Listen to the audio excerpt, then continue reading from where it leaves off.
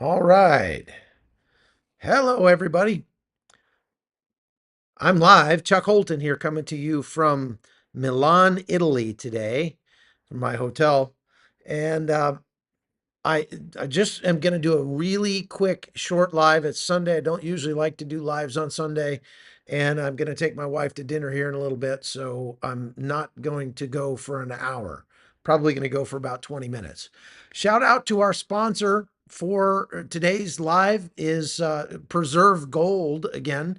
These guys have been really great. We've had a good response from people as they've called Preserve Gold, and you definitely should do that. You've probably seen the headlines: inflation going up, tariffs causing problems, maybe even a potential recession. I saw we just went over 37 trillion in our national debt. But that's the small number. That's the number they want to tell you before they add in all of the other unfunded liabilities the government has that are actually closer to $200 trillion. And look, we're at the point now where it's just an arithmetic reality that it's going to crash. It has to crash at some point. You and me move money into real assets, gold and silver that have stood the test of time. So go to preservegold.com/hot zone. I've got the thing here. Or you can go to just text with your phone, text the word Chuck to the number 50505. Or this is their website now, Preserve Gold website. And I recommend that you go check them out. So preservegold.com/hot zone and go to their or text Chuck to 50505. Okay, so that's enough of that. As I said, yesterday, well, I guess it was just this morning, actually. It's been a long day for me. I got up about 2 o'clock this morning. So, 7 B-2 Spirit stealth bombers were just starting to drop bombs on Iran about the time I woke up this morning. 2:10 a.m. local time. 7 B-2 Spirit stealth bombers, which had flown all the way from Whiteman Air Force Base in Missouri, refueled in flight several times, struck 3 nuclear facilities: Fordo, Natanz, and Isfahan inside Iran. There were also some ancillary aircraft, some other fighter aircraft and bomber aircraft that dropped some other bombs on potential air defense sites. And one of our submarines fired, I think, a couple of dozen. Uh, they're called Tomahawk land attack missiles, TLAMs, Tomahawk land attack missiles at entrances to Fordo, at guard towers, guard posts, things like that.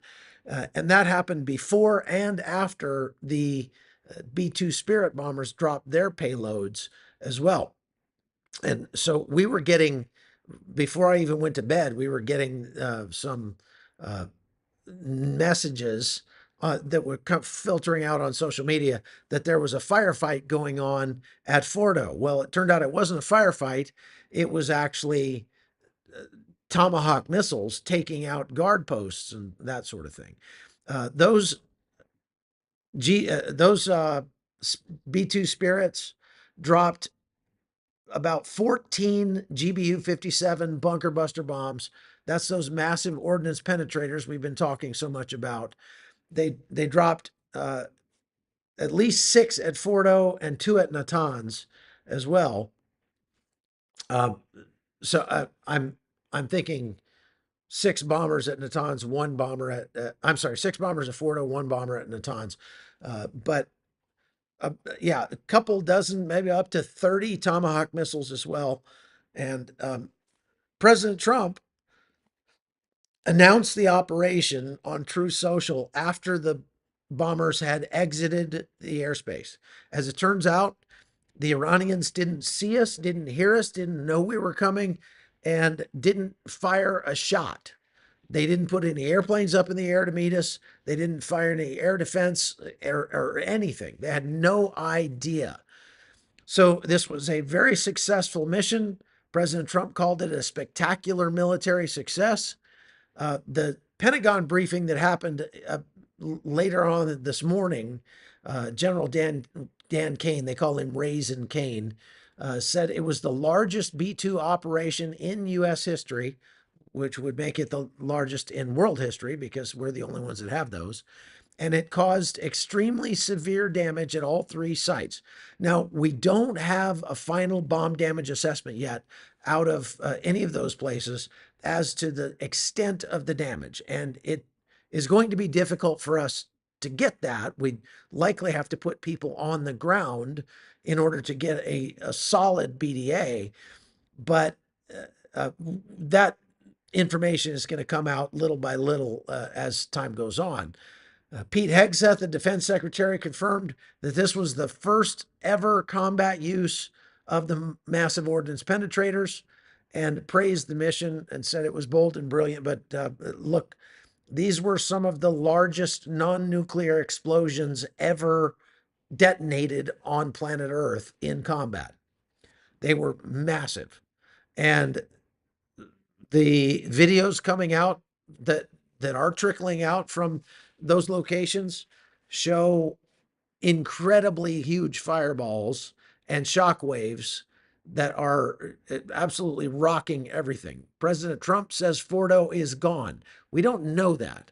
But more importantly than that, we don't know what was in Fordo when we struck it.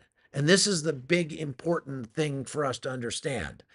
Iran claims that they have moved everything important out of Fordo long ago.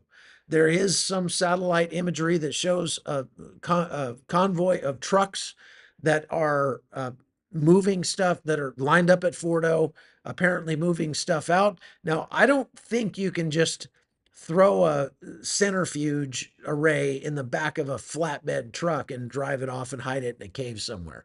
They are some of the most sensitive scientific equipment on planet Earth, and they need very, very controlled environments to operate in. And so if you move them out of that controlled environment, the humidity, the vibrations, all that kind of stuff is going to destroy those things. So I sort of doubt that they were able to move all of the centrifuges out of those facilities before they were struck. But they certainly moved whatever they could that wasn't nailed down, to include the highly enriched uranium that everybody is rightly worried about now because we have no idea where that stuff is. And it's not out of the realm of possibility that Iran could fashion some kind of dirty bomb out of it, or that they could just hold on to it and then once this is over, restart their nuclear program from 60% and maybe not take them so long to get to weapons grade. Even worse, they could, spread that stuff around to their proxies or sell it to North Korea. I mean, there's all kinds of bad things that could happen, and we need to figure out where that stuff is and destroy it or capture it sooner rather than later.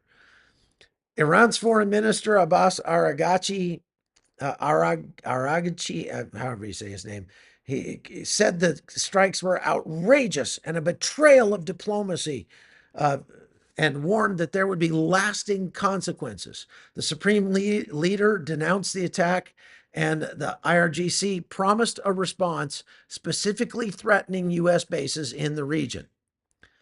Now, President Trump posted shortly after announcing the raid on his Truth Social that any retaliation by Iran would lead to much graver consequences than what they have faced so far.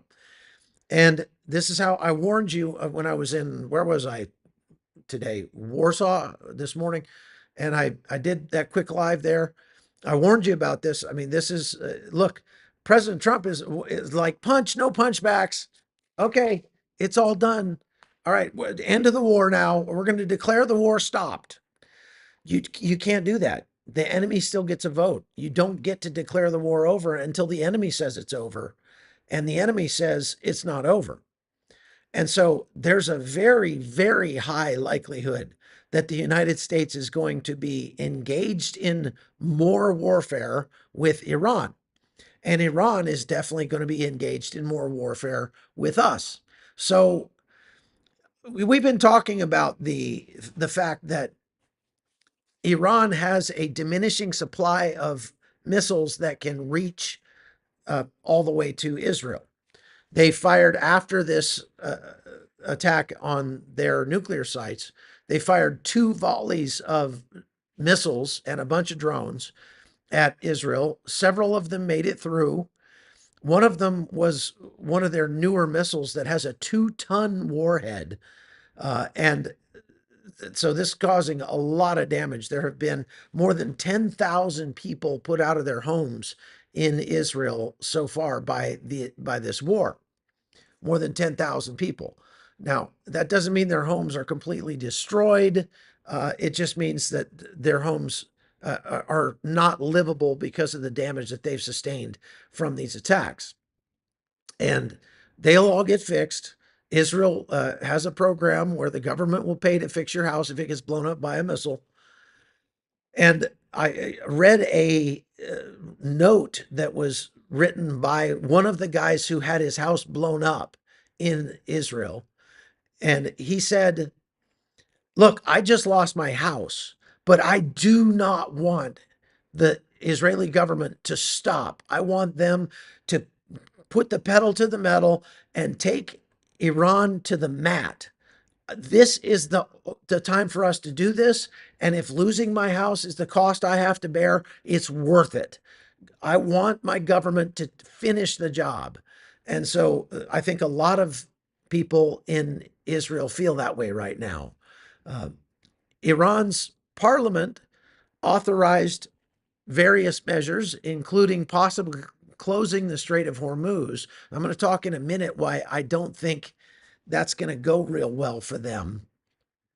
And the IAEA, the Atomic Energy Agency, reported that they did not see a spike of radiation in any of the sites that were struck today, but they're going to make an emergency assessment later.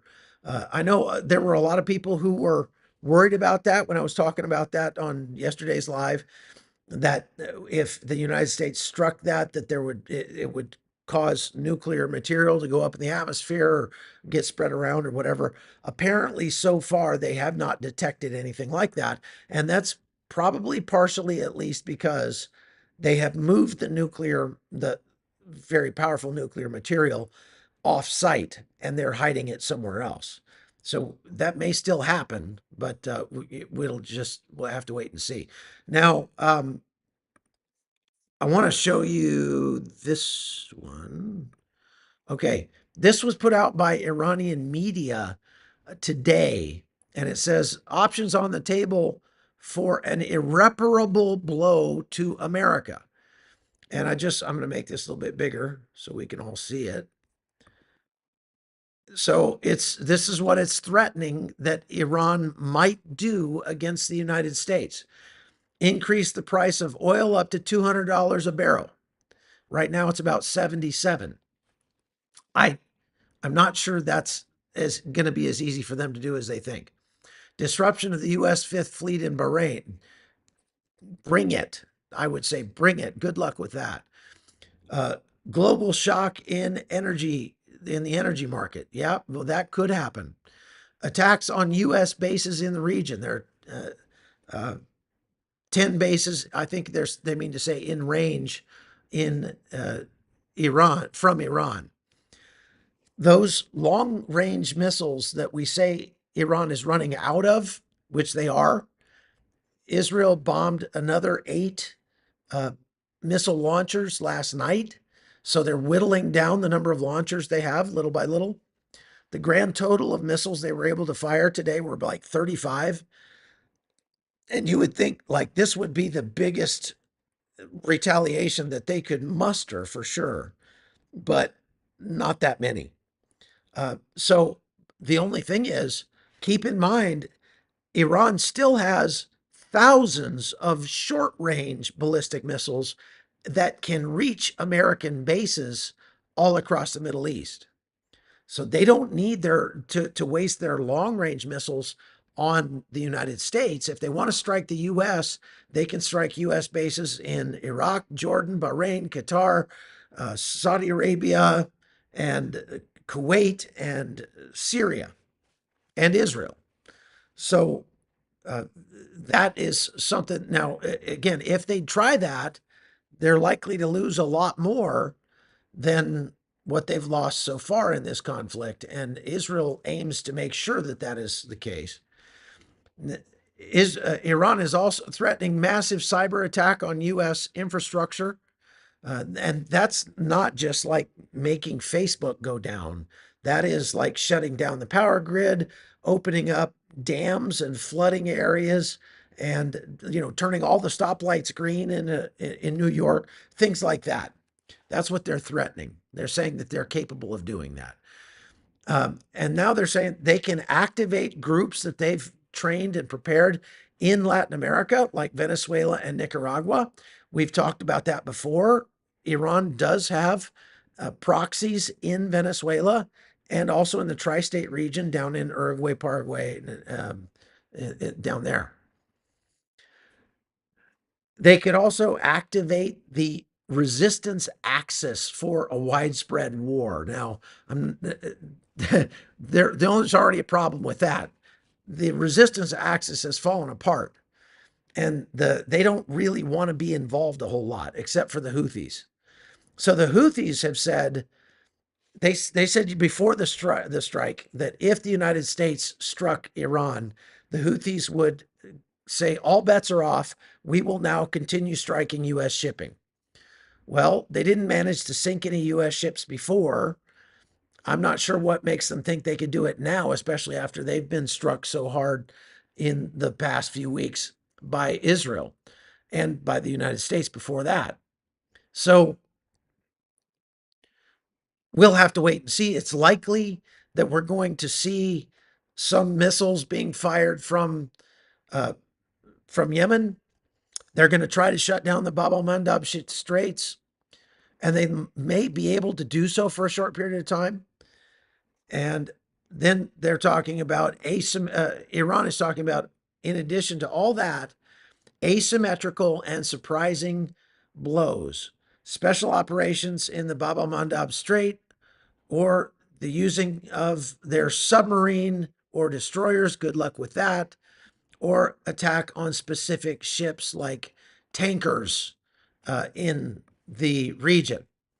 Now, what they did not say in this graphic is the one thing that I'm most concerned about, and that is terror events on U.S. soil.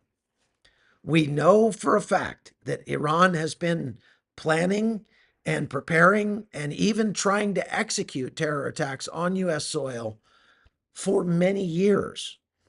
And it would be kind of illogical to believe that they, at this point, don't have any agents in the United States that they could activate to create shenanigans across the United States, whether that's a massive multi-cell terror attack or sabotage or train derailments, stuff like that. So we may be looking at a low-grade insurgency in the United States by some of these bad actors. That's why it's very important. If you see something, say something, keep your eyes peeled, and make sure that you have your tools on you if you are so inclined, so that you can make the world around you a safer place and protect those you love. I think that's very important. Now, so just to reiterate, it is very likely that we will see in the next 24 to 48 hours a retaliatory strike by Iran. When that happens, President Trump is going to have to make a decision on how hard to go against Iran. Israel is like, okay, you guys do your thing. We're going to keep crushing Iran over here. You guys do what you need to do. So Iran has lost so much more at this point than Israel has. I've seen, again, the pundits putting out, how badly Israel's getting struck. They're getting struck worse than they've been struck in a long time, no question. But they still have 24 dead, and they had a couple dozen more wounded today, I think, but minor wounds for the most part. Israel, when they strike Iran, is hitting what they aim at. And they are striking Iran's most valuable military and government targets. And every one of them is striking home. So there's not a lot of footage coming out of Iran right now showing this. There's a little bit, not a lot. However, without a doubt, Iran is struggling very badly right now. That doesn't mean that they're not a threat. They are. And they will likely still get a few licks in before this is over. But again, I don't want to be, making predictions about the future. However, a lot of people are saying that it is extremely likely that the Ayatollah Khomeini is not on this earth, that he will shuffle off this mortal coil sometime in the next week or two at the most, at the latest, maybe sometime in the next day or two. He himself believes that that is imminent because word out of Iran is that he has already appointed several successors in case he doesn't make it. So we'll have to wait and see, but that will be the big domino falling. If the Ayatollah goes away and experiences a sudden rapid disassembly at the point of a bunker buster, then it's very likely that we will see a completely different Iran rise out of the ashes. And it will be much better for the world at large. Israel has done the world a big favor by kicking this off. Now, Kayla Barnes had a question. Couldn't the sleeper cells in America be part of the terror axis? Well, they could, I suppose. Like I say, the terror axis, the axis of resistance that they've always talked about before, has been Kataib, Hezbollah in Syria, Hezbollah in Lebanon. It's been the Houthis in Yemen, Hamas, etc. Hamas is pretty busy right now. Hezbollah is saying we don't really want any of that at the moment. The government of Lebanon is telling Hezbollah, don't even think about it. We sustained so much damage in Beirut the last time before the ceasefire. Don't you even think about jumping into this because Beirut's going to be the one that suffers. So Hezbollah is wanting to maybe transition to be a little more of a political party than a military one at this point. And what they can see is there's not a lot in it for them to go to Iran's defense because they can see, like everybody else can, anybody with two brain cells to rub together can see Iran is not going to have the capability to continue to fund their proxies as they have been, with billions of dollars going to help prop up Hezbollah. So Hezbollah is like, right now, we still have some of our stuff left. And if we use it to attack Israel, we're going to lose the rest of our stuff and we're not going to get it back because we can see that Iran's kind of cooked at this point.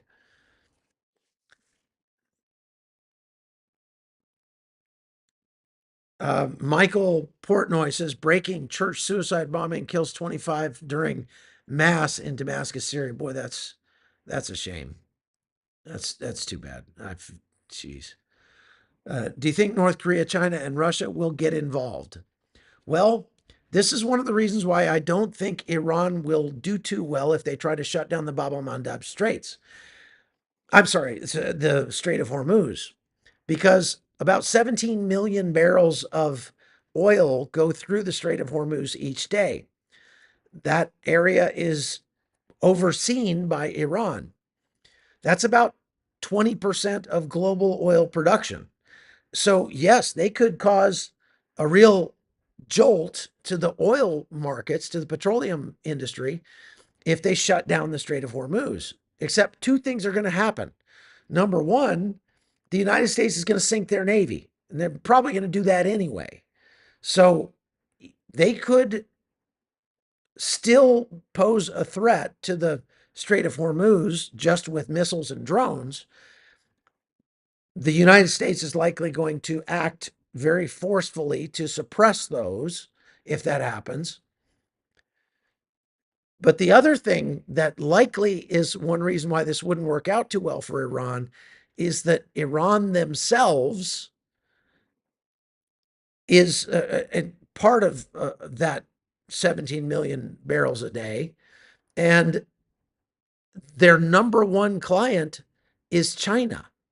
So it's going to hurt China very badly every day that the Strait of Hormuz is closed, and China's not going to like that. So it may be closed for some time. I don't think it's going to cause a massive shock to the energy market at the moment because as it appears that that shock is already sort of baked into the cake, that the markets have already digested the fact that this could happen. So it may cause a short-term bump in the price of oil, but that should return to normal fairly quickly. And let's hope that's the case, because there's one country out there that is hoping that it causes a shock in the price of oil, and that's Russia. If the price of oil spikes, then Russia makes more money, and that means they can prosecute their war on Ukraine for another few months. Russia is sucking wind right now very badly economically. So they could use a jolt to the price of oil right now. So I don't think that Russia is going to come to their defense, because they kind of wouldn't mind, actually, if the price of oil spiked. They're they're making all the right noises, but they're not doing anything at this point. So they're saying, well, we will offer to mediate if Iran wants to have peace talks. Okay, we'll see how that goes. All right, so hopefully they answer your question. It is 7 p.m., and so it's time for me to go to dinner. So I told you this was going to be short. I'm sorry I couldn't get to all your questions. Do you think the Kurds will help stabilize Iran when the IRGC is defeated? They could. Very good question, Peter, because there's a lot of Kurds in Iran. I think it's more likely that the Kurds in Iran are going to agitate with the Kurds in Iraq and in Syria for their own country. They're going to want their own thing. We'll see if that happens. If the United States was smart, we would get behind the Kurds on that, I think. So again, thank you very much for watching. I'm sorry it's a short live today, but I've got a lot to do, and we got another flight tomorrow. Probably will not be alive tomorrow because I will be flying until late evening East Coast time. So maybe if something happens, I'll do one tomorrow night, but I'm going to be flying all day tomorrow. So make sure you hit that like button, folks. I didn't remind you, but it does make a difference. So please, right now, as we finish up, go and hit that like button. Please pray for President Trump. He gave glory to God in his statement after this mission went off, and that was pretty awesome to see. So kudos to President Trump for giving credit where credit is due to the good Lord on high. All right. God bless you all. We'll see you again next time.